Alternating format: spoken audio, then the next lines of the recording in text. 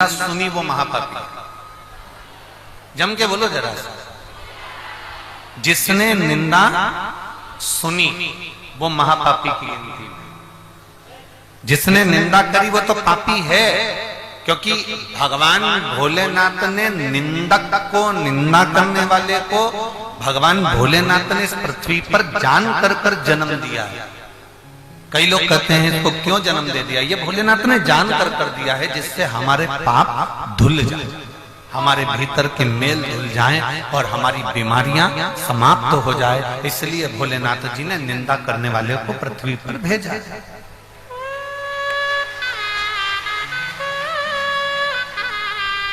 अब जब निंदा करने वाले को भगवान ने पृथ्वी पर भेजा है, निंदा करने वाले को भगवान ने भूमंडल पर भेजा है, तो ये सोचो कि उसने अपने पर कितनी कृपा करी।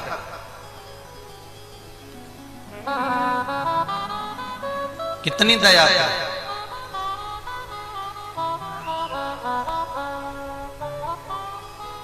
जरा सा कोई ने निंदा कर दी, आपने वो काम करना छोड़ दो।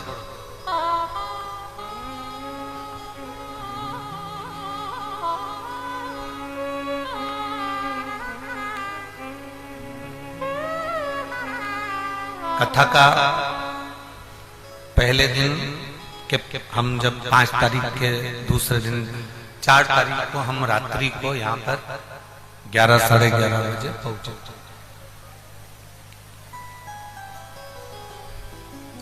अब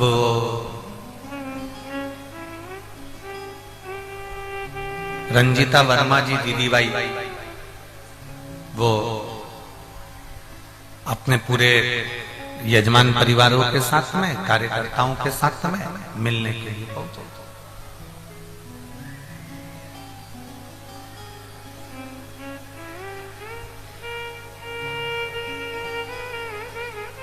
उनकी आंख में आंसू थे, तो हमने उनसे कहा कि शिव की कथा करवा रही हो और तुम्हारी आंख में आंसू है। शिव महापुराण का एक इतिहास रहा है कि भोलेनाथ जी सबकी आंख के आंसू पोंछ देता है, तब शिव महापुराण की कथा करवाता है, और आपकी आंख में आंसू क्यों? किस?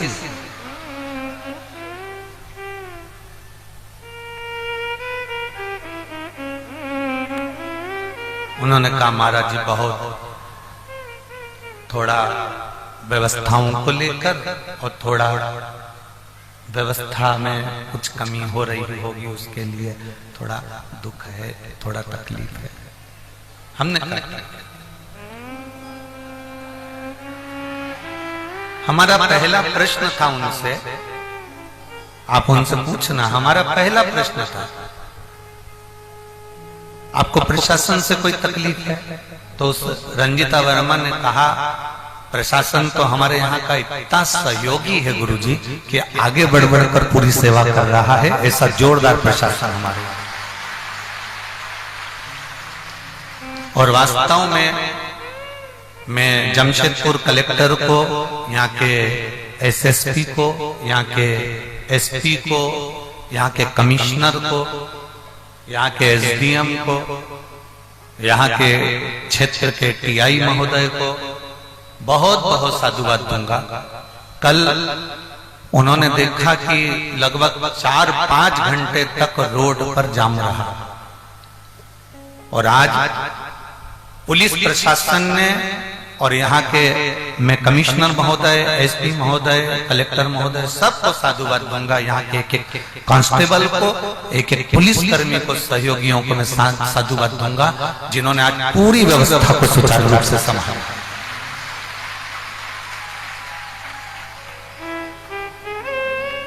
कल इस पूरी रोड पर ट्रैफिक जाम था। लगभग हमें तो ऐसा लग रहा था कि कम से कम रात को 10, 11, 12, 1 बजे, 2 बजे तक वो नहीं खुलने। कितने बजे तक रहा? लगभग रहा होगा 10-11 बजे तक रहा, 9-10 बजे तक था। पर आज जो प्रशासन ने व्यवस्था संभाली, मैं यहाँ के प्रशासन को बहुत साधुवाद दूंगा, बहुत बहुत साधुवाद। आपने अपनी जी जान लगा दी। एक बार जोरदार ताली बजाएं यहाँ के प्रशासन के लिए। बहुत बहुत बहुत सारा बहुत अच्छा लगा आज जब हम आए और हमने देखा कि बहुत व्यवस्थित एकदम लोग आराम से आ रहे हैं। कल उसी रोड पर पूरी दुकानें, उसी रोड पर गाड़ियां, उसी रोड पर सारी व्यवस्था थी, पर आज जो व्यवस्था प्रशासन ने संभाली है वो बहुत तारीफ है, बहुत तारीफ, उसको बहुत बहुत साधुवाद।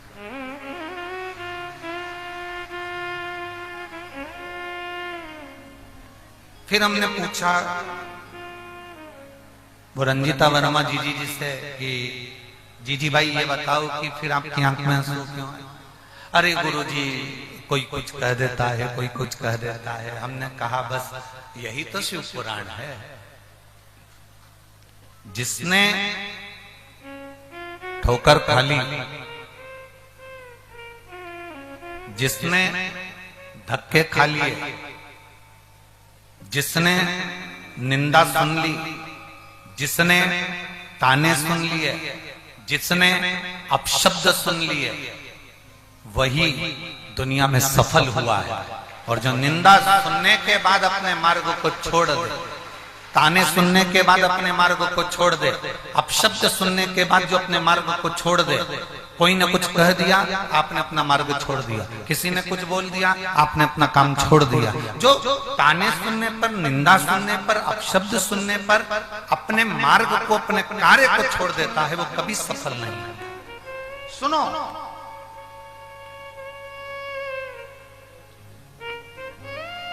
और सुनने के बाद आप अपने मार्ग को और प्रशस्त कर लीजिए। सुनने के बाद आप अपने मार्ग को और प्रबल कर लीजिए, और प्रबल। और जितना जितना ये 4 बक्स बंद हैं, जितना जितना आप अपने मार्ग को जितना प्रबल करेंगे, जितना जितना आप अपने मार्ग को प्रशस्त करेंगे, उतना उतना सुख आपके जीवन में आता जाएगा, उतना उतना सुख।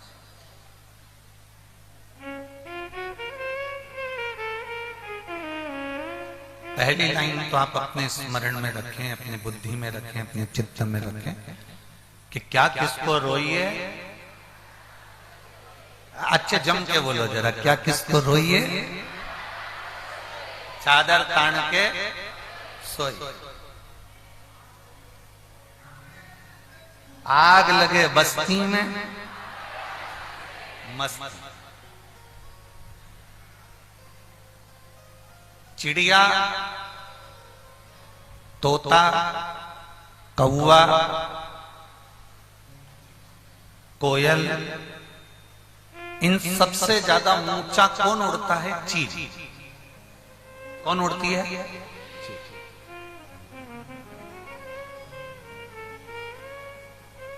अब जरा विचार करिएगा, कौवा भी नीचा उड़ता है, कोयल भी नीचे उड़ती है, तोता भी नीचा उड़ता है, चिड़िया भी नीचे उड़ती है, पर सबसे ज्यादा ऊंची उड़ती है चील। कभी चिड़िया डिप्रेशन में आई? कभी तोते को टेंशन हुआ? कभी कौवे को टेंशन हुआ कि हमसे ज्यादा ऊंचा वो चील उड़ रहा है, तो वो चील से हमें आगे बढ़ना है? ना कभी कौवा डिप्रेशन में आता है, ना कभी तोता डिप्रेशन में आता है, ना कभी चील डिप्रेशन में आती है, ना कभी किसी पक्षी को टेंशन होता है। तोता, पक्षी, चिड़िया और सुख की जिंदगी जीते हैं, तेरी मर्जी पड़े तो और ऊपर उड़, पर हम जितने ऊपर उड़ रहे हैं उतना हमारे लिए श्रेष्ठ है। हम जितना कर रहे हैं हमारे लिए उतना श्रेष्ठ है। हम जैसा कर रहे हैं हमारे लिए वो श्रेष्ठ है।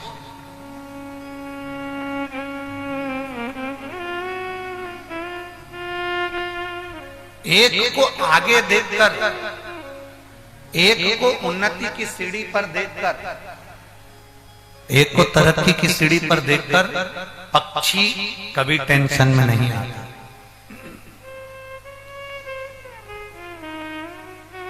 पक्षी कभी टेंशन में नहीं आता।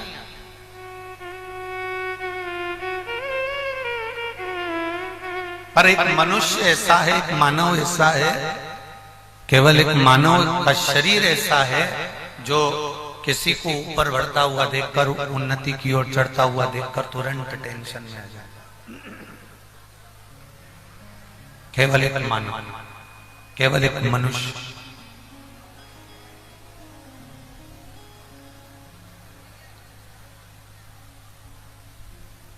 कोई उन्नति की ओर बढ़ा, कोई तरक्की की ओर आगे हुआ, कोई उन्नति की ओर अग्रणी हुआ, और ये टेंशन, इसको चिंता बढ़ गई, इसको टेंशन बढ़ गई, तुरंत चिंता, तुरंत टेंशन। शिव महापुराण की कथा कहती है महाराज,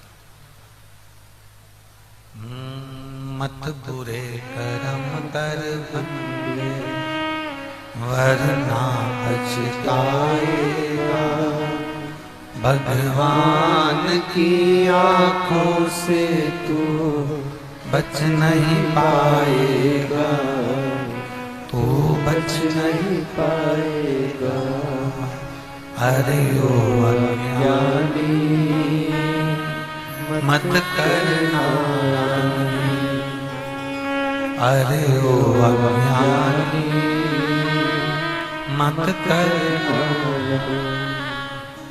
तेरे कर्म का फल भी तो ही पाएगा, जैसा किया तूने तेरे आगे आएगा।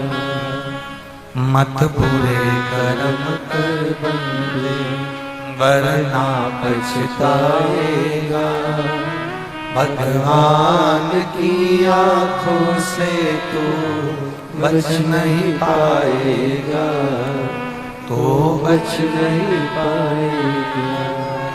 अरे ओ अज्ञानी मत कर नादानी, अरे ओ अज्ञानी मत कर नादानी। अपने कर्म का भोग भोग। कोई उन्नति पर बढ़ रहा है, कोई उन्नति की सीढ़ी पर चढ़ रहा है, आप प्रसन्न होइए, आपको दुखी नहीं होना।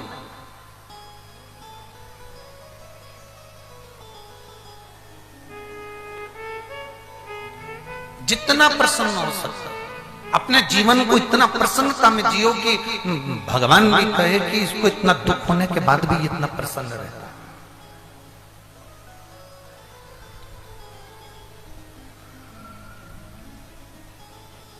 कष्ट किसको नहीं है जिंदगी में, दुख किसकी जिंदगी में नहीं है।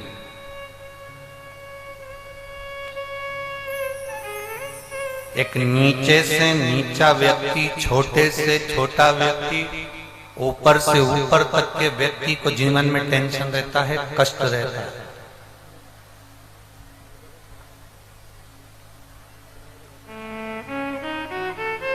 ऐसा कोई संसार में जन्मा नहीं है जिसकी जिंदगी में दुख नहीं आया। ऐसा कोई संसार में जन्मा नहीं जिसकी जीवन में कष्ट नहीं आया, जिसकी जिंदगी में दुख या कष्ट नहीं आया। आता है, पर जो अपनी दुख की घड़ी में भी प्रसन्नता को धारण कर कर आगे बढ़ता चले जाता है, वो जीवन में बहुत कुछ कर लेता है, बहुत कुछ। वो अपनी जिंदगी में बहुत कुछ करता है। शिव कथा कर रहे हैं, भगवान शंकर का पवित्र चरित्र करा, पतालेश्वर शिव महापुराण की कथा कर रही है, भगवान शंकर का चरित्र कर रहा है कि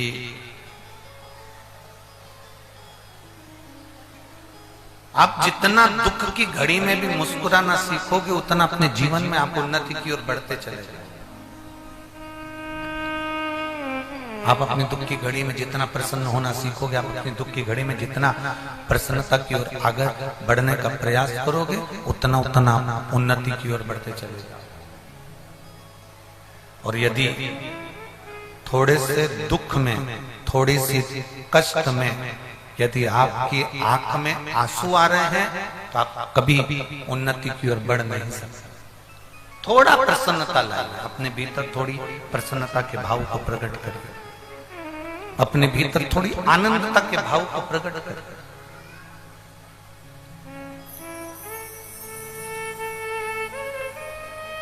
शिव कथा कर रहे हैं, अतालेश्वर महादेव का चरित्र कर रहा है। एक बार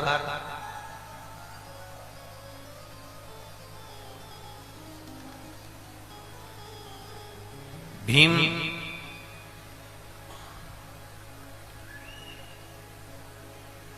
अपने भाइयों के साथ में बैठे हुए थे और भीम जब अपने भाइयों के साथ में बैठे हुए थे तभी भगवान कृष्ण का आगमन हुआ। भगवान कृष्ण पधारे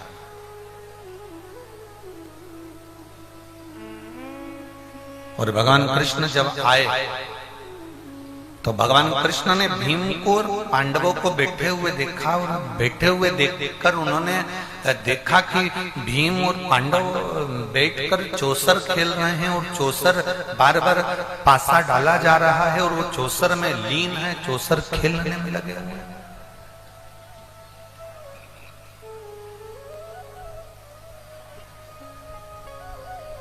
चौसर खेलने में वो लीन है।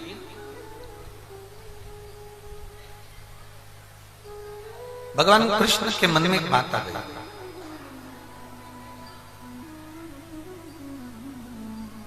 और भगवान कृष्ण ने भीम से अर्जुन, नकुल, सहदेव, युधिष्ठिर इन सब से प्रश्न किया, सबसे श्रेष्ठ, सबसे अच्छी चौसर कौन खेलता है? भगवान कृष्ण ने एक प्रश्न किया। भीम, अर्जुन, नकुल, सहदेव, युधिष्ठिर सब बैठे थे और उन्होंने एक प्रश्न किया कि सबसे अच्छी चौसर कौन खेलता है? सबसे अच्छी चौसर खेलता कौन?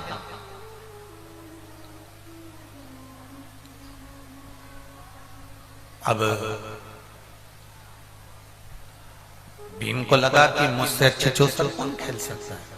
मेरे बराबर की चौसर खेलेगा भी तो खेलेगा कौन? मेरे बराबर अच्छी चौसर कौन खेल सकता है? भीम, युधिष्ठिर, नकुल, अर्जुन सब बैठे थे और उन्होंने कह दिया कि सबसे अच्छी चौसर तो हम ही खेल रहे हैं।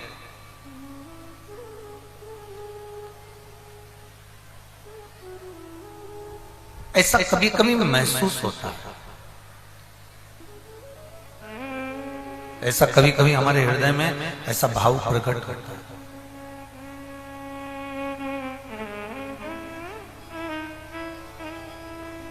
हमें लगता है कि हम ही सब कुछ हैं, हमें लगता है हमारे बराबर कोई श्रेष्ठता नहीं किसी में। सर्वश्रेष्ठ चौसर कौन खेलता है? भीम ने कह दिया, अर्जुन ने कह दिया, नकुल ने कह दिया, सहदेव ने कह दिया, क्या हमारे बराबर कोई चौसर नहीं खेल सकता? हमारे बराबर कोई चौसर नहीं खेले, हमारे बराबर किसी को भी चौसर इतना श्रेष्ठ खेल नहीं सकता। और भगवान कृष्ण के मुख से निकल गया, भगवान कृष्ण के मुख से शब्द निकल गया।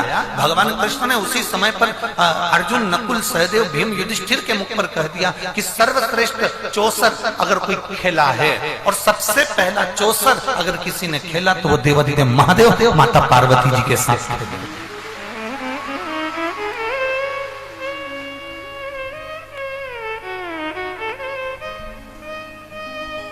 सर्वश्रेष्ठ चौसर अगर कोई खेला है तो केवल देवाधिदेव महादेव माता पार्वती जी के साथ खेला। श्रेष्ठ, सर्वश्रेष्ठ।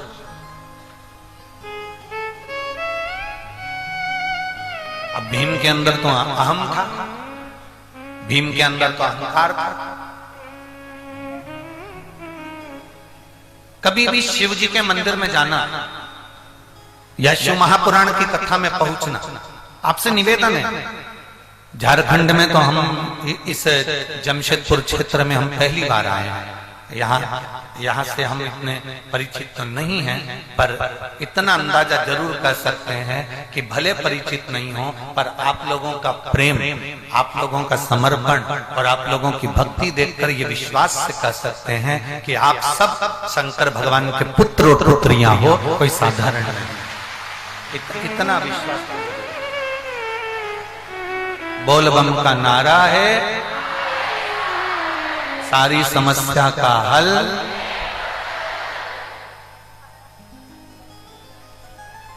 शिव जी को चढ़ाओ एक लोटा जल, संवर जाएगा हमारा कल। ये निश्चित है।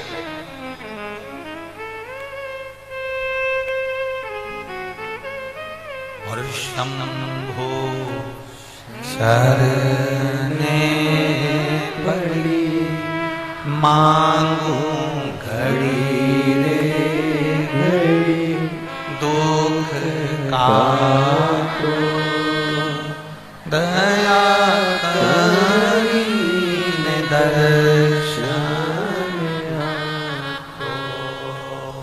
शंभो शरणे पड़ी मांगू घड़ी रे घड़ी, दुख काटो दया करीन दर्शन। ये भीतर हम जब शिव के मंदिर में जाएं, हम जब शिव महापुराण की कथा में जाएं, हम जब भगवान के चरणों में जाएं, तो हमारे भीतर ये भाव प्रकट होना चाहिए कि हम सारी अभिमत्ता से, सारे लोभ से, सारी आसक्तियों से, सारी वासना से, सारी तृष्णा से हम छूट कर फिर परमात्मा के पास। आपके पास में करोड़ों का धन भी हो ना, महादेव के सामने जाकर कभी भी ये गुणगान मत करना कि मैं इतना सेठ हूं या मैं इतना करोड़पति हूं।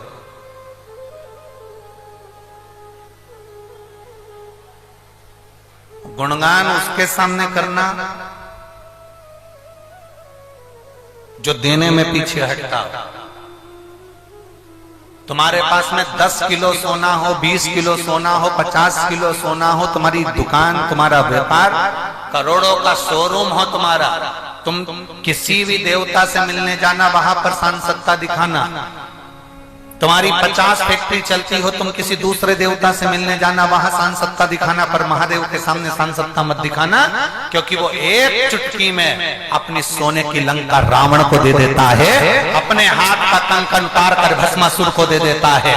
एक चोर को, चोरी करने वाले को मात्र अपना कपड़ा जलाकर आरती करने पर वो चोर को भी कुबेर बना देता है। जो माता लक्ष्मी को भंडार भर देता है, जो भगवान नारायण को लक्ष्मी प्रदान कर देता है, वो कुबेर भंडारी, वो कुबेरेश्वर महादेव, मेरा शंकर कोई साधारण नहीं हो सकता। मेरा शिव साधारण नहीं हो सकता, मेरा शंकर साधारण नहीं हो सकता।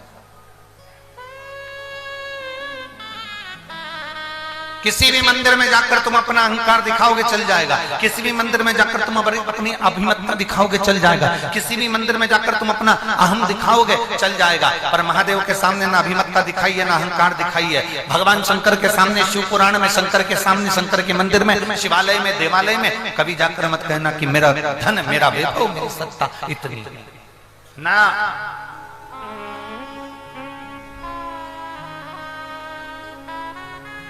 दुनिया को देकर वीराने में रहता है,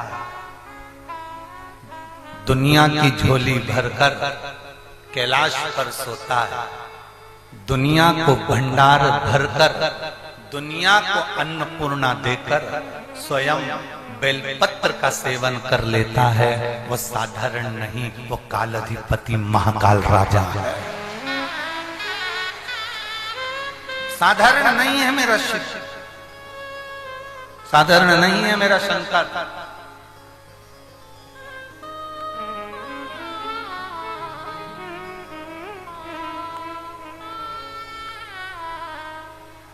हूँ मैंने तेरे ही भरोसे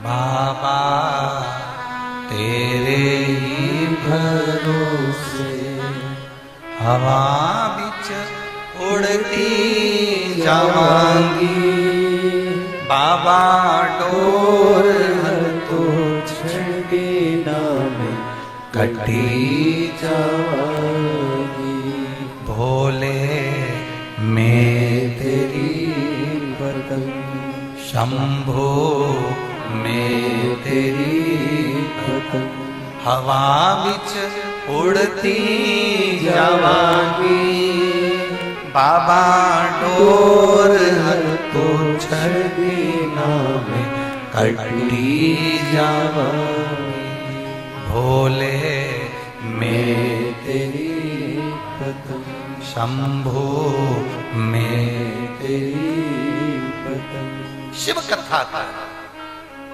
भगवान शंकर का संवाद कर रहा है। सब दूर अकड़ दिखा, सब दूर अहम दिखा, सब दूर तुम्हारे धन की रोब दिखा, सब दूर तुम्हारी सत्ता की रोब दिखा, सब दूर तुम्हारी कुर्सी की रोब दिखा, सब दूर तुम्हारी प्रतिष्ठा की रोब दिखा। पर महादेव के चरणों में किसी की रोब नहीं चलती, उसके चरणों में तो हर कंकर संकर होता है, प्रत्येक जीव एक जैसा।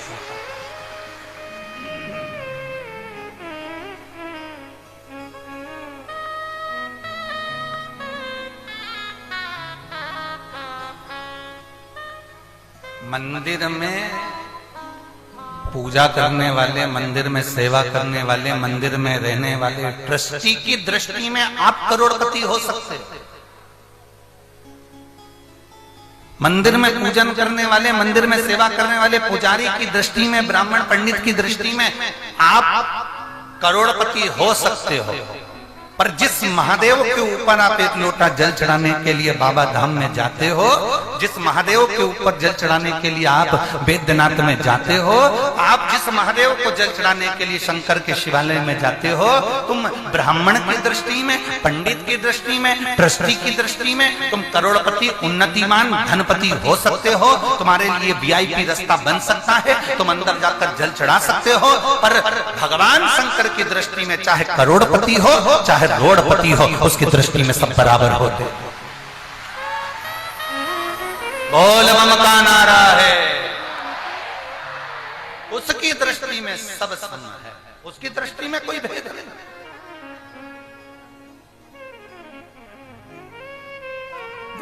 सबके लिए, सबके लिए। भीम, युधिष्ठिर, नकुल, सहदेव, सब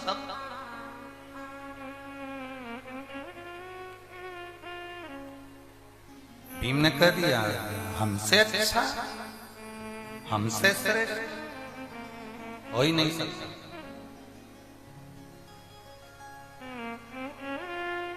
भगवान कृष्ण के मुख से निकल गया कि महादेव के बराबर कोई चौसर नहीं। सबसे पहले देखो, दुनिया के लोगों को जो भी दिया ना वो महादेव ने दिया। शिव जी से पहले कोई दूल्हा बना था क्या? जम के बोल दो जरा। शंकर भगवान से पहले किसी की बारात निकली थी? तुम्हारे झारखंड में निकली हो तो बता।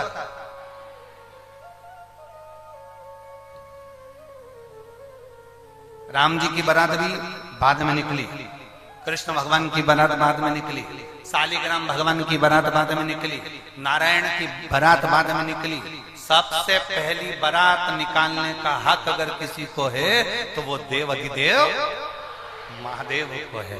सबसे पहली बारात निकाली थी और इतनी जोरदार निकाली थी कि उसमें करोड़पति भी बहुत थे और रोड़पति भी बहुत थे। उसमें बहुत भगवान विष्णु, ब्रह्मा, इंद्र, देवता, 33 कोटि देवी देवता सब।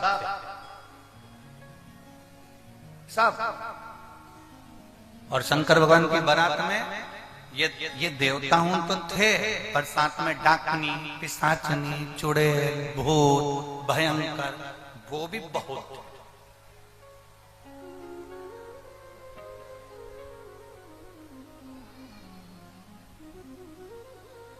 पहली बारात।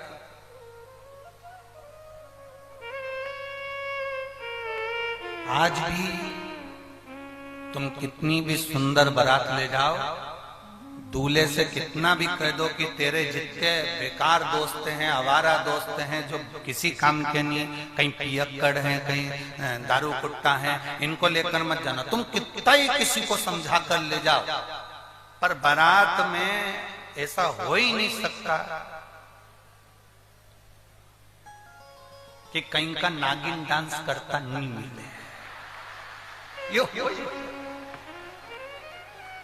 बहुत कठिन है,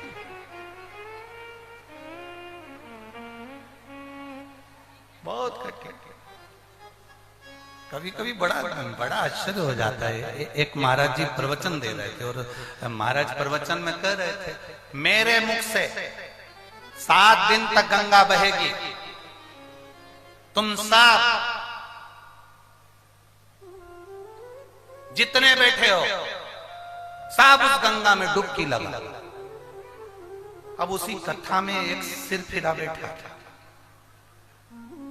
उसकी बुद्धि में आया कि महाराज जी बोल रहे हैं मेरे मुख से 7 दिन तक गंगा बहेगी, तुम सब इसमें डुबकी लगाओ। उस सिर फिरा व्यक्ति उठकर अपने घर गया, अपनी पत्नी को आवाज लगी, सुनती है? पत्नी ने कहा क्या है, तुम तो कथा में गए थे, यहाँ वापिस कैसे आ गए? पत्नी ने जैसे ही पूछा, पति ने कहा वो महाराज जी बोल रहे थे कि मेरे मुख से 7 दिन तक गंगा बहेगी, उसमें डुबकी लगाओ, सुन तो। पत्नी ने कहा क्या है? वो अपने दद्दा मरे थे ना, अपने पिताजी मरे थे ना, उनकी अस्थियां रखी है ऊपर, जल्दी उतार कर। अरे पत्नी ने कहा बड़े आज तो तुम्हारे पिताजी की तुमको याद आ गई क्या? तुम गंगा जी में अस्थियां खमाने के लिए जा रहे हो, ठंडा करने जा रहे हो, अस्थियां खमाने जा रहे हो? पति बोला तो फालतू की बात मत कर, जल्दी से अस्थियां उतार के ला। पत्नी अस्थियां उतार के लाई, पति को दी, पति ने उसको उखल में डाला और उसको मूसल से कूट दिया, कूट के उसकी पुड़िया बना ली पीस के और पुड़िया बना के और कथा में जाके बैठ गया। जैसे महाराज जी ने कहा मेरे मुख से 7 दिन तक गंगा बहेगी, तुम सब डुबकी लगा। इतने में वो खड़ा होकर बोला महाराज जी रुको, थोड़ा सा प्रसाद खाओ। अब उसने महाराज जी को जो वो पुड़िया दी और महाराज जी ने व्यासपीठ पर उस पुड़िया को खोला और खोल कर जो मुंह में डाला, डालते से वो हड्डी का चूरा चर बोला, दांत में आए। अब महाराज जी ने उसको धीरे से बुलाया, इधर इधर। वो आया, महाराज जी ने पूछा तू ये बता कि मुझे क्या खवाया? इतने में वो बोला महाराज जी हमारे पिताजी की अस्थियां बहुत दिन से धरी थी, हमारी पत्नी रोज कहती थी गंगा जी में खवा दो, गंगा जी में खवा दो, गंगा जी में खवा दो, गंगा जी में ठंडा कर दो। अब इतने में तुम हमारे गांव में आ गए और तुमने बोला कि हमारे मुख से 7 दिन तक गंगा बह रही है, तो हमने सोचा कहाँ गंगा जी में खवाने जाएंगे, यहीं खवा। कहाँ जाएंगे?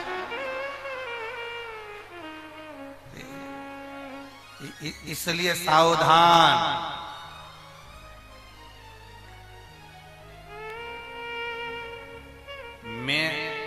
मेरा ये संबोधन सब बेकार।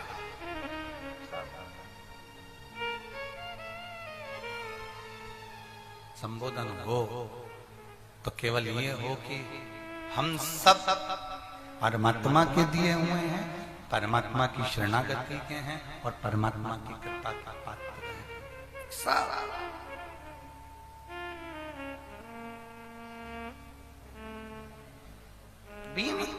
युधिष्ठिर, नकुल, सहदेव, इन सब के भीतर एक अभिमान प्रकट हो जाए, एक अहम